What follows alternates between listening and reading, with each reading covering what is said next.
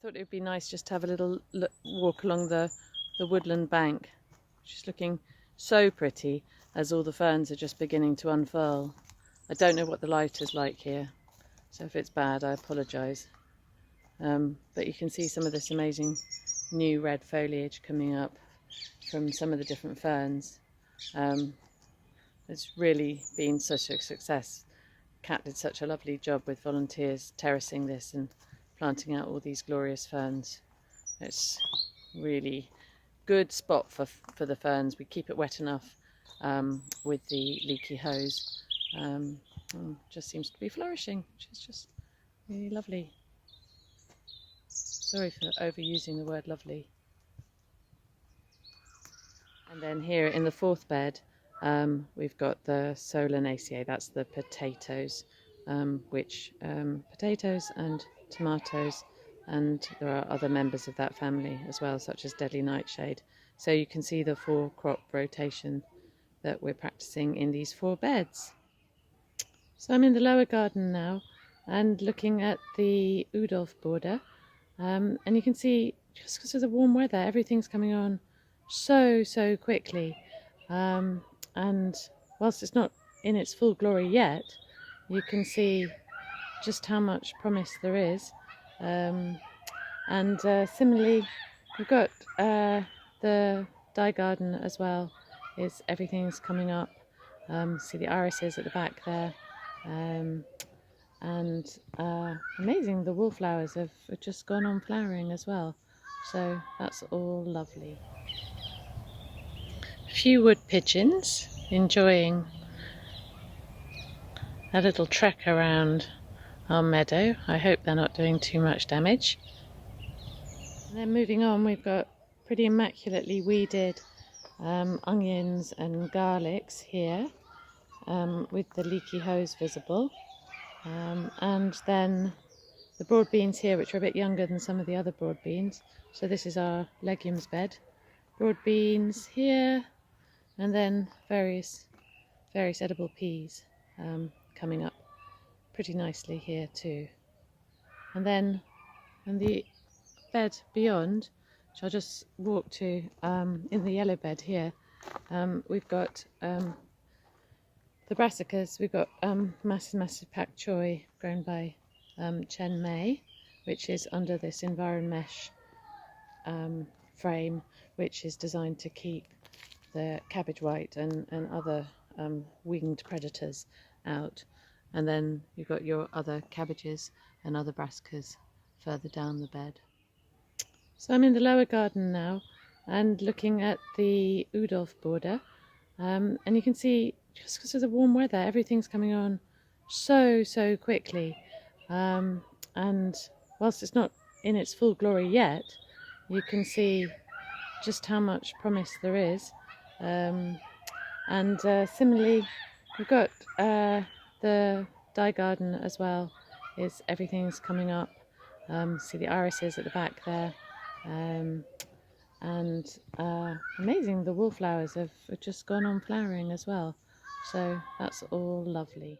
Early everything is, you can see on this elderflower that the first elderflowers are coming out, so we're going to have to start picking those soon and making cordial.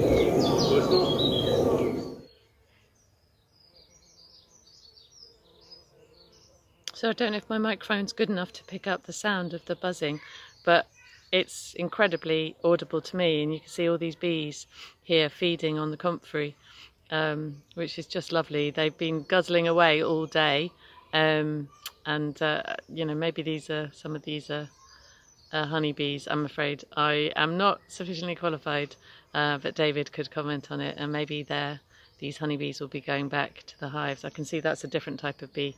So I'll leave that to the experts though. So this is in the this is in the herb garden, and it's looking absolutely beautiful as always. It shows that Verena's been doing a fair amount of work here on the days she's come, and she's planted a whole load of seeds which will hopefully mature into plants that will fill in some of these gaps here. This is the dye garden, the other dye garden here, which is also looking pretty lovely. Diane, if you're watching this, you can give us some instructions on anything you'd like doing. You can see just here that the mahonias set fruit. Very confident squirrel just there, totally unbothered by me. Clearly got very used to life without many people around. Here's the kitchen garden bed.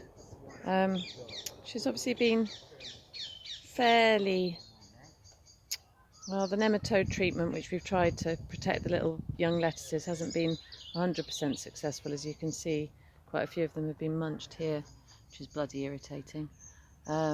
Interestingly, they don't seem to be so keen on the red leafed, and certainly on the chicory. So maybe it's because it's that much more bitter. They don't seem to go for it. They being the slugs and the snails. Just showing you a little bit of the orchard, which is looking really beautiful. Got more fantastic fruit bushes. Loganberry here, trained along the fence, and then autumn raspberries as well. And then something which is kind of fascinating to me is the walnut. I don't know if you can see that here's the walnut flower, which is just so not what you would expect really when you think of what a walnut looks like.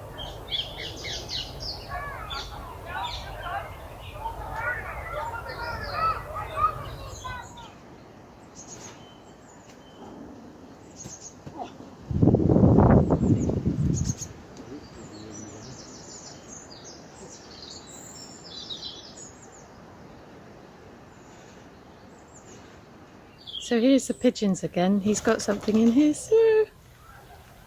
yeah, had something in its beak, presumably for nest building. And just here, not very beautiful, but nevertheless very exciting. This is the trench that various STAR volunteers have dug to enable the electricity conduit, which you can see there, to go down to the lower greenhouse. Which is soon to be electrified. David, how old are the boysenberries along this fence here? We planted the first one about 3 and a bit years ago, and the subsequent ones, we've got 4 here now. They are taken from cuttings or from the fact that they layered along. So it's taken the first couple of years really. They were very feedy because the ground here is very poor, but with a bit of feeding, a bit of compost and watering, I think they've come up very nicely. It's taken really 4 to 5 years to get them into this state, and I must say that this year these blossoms are the best we ever had. So it's pretty peaceful still up here.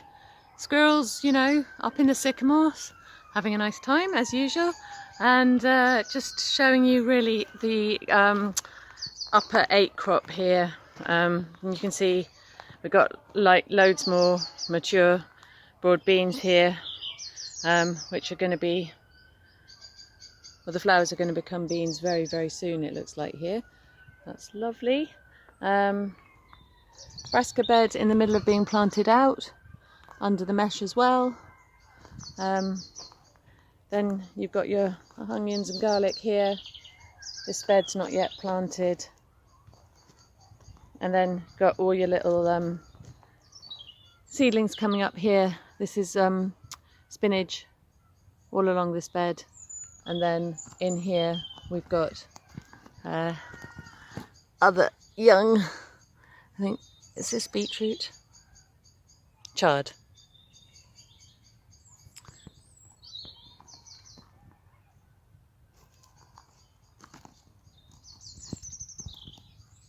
And beetroot in this bed here.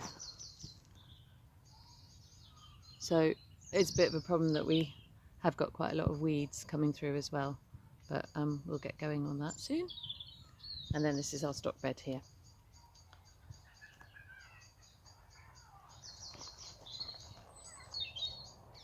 And a whole load of planting's gone on in this bed as well. And then the rhubarb here.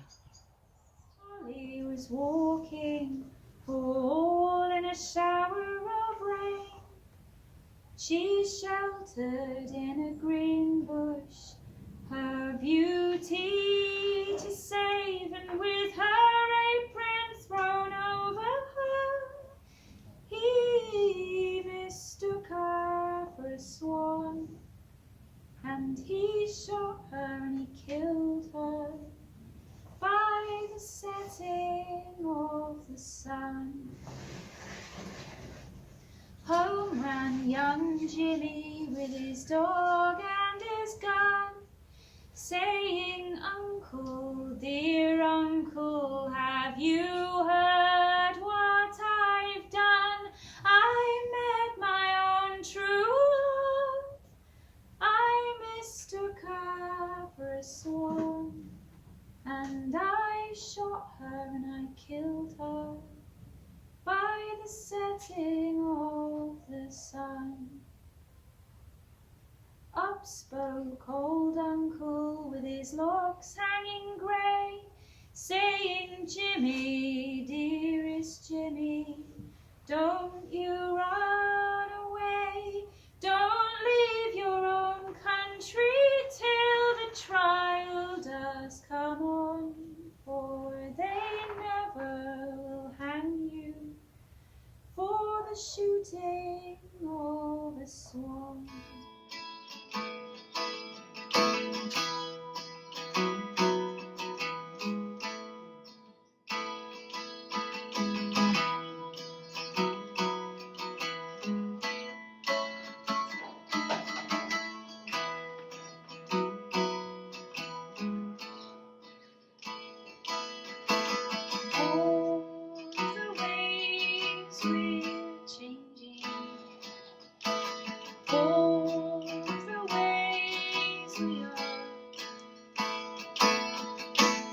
Seems like we're always waiting, and then we go till we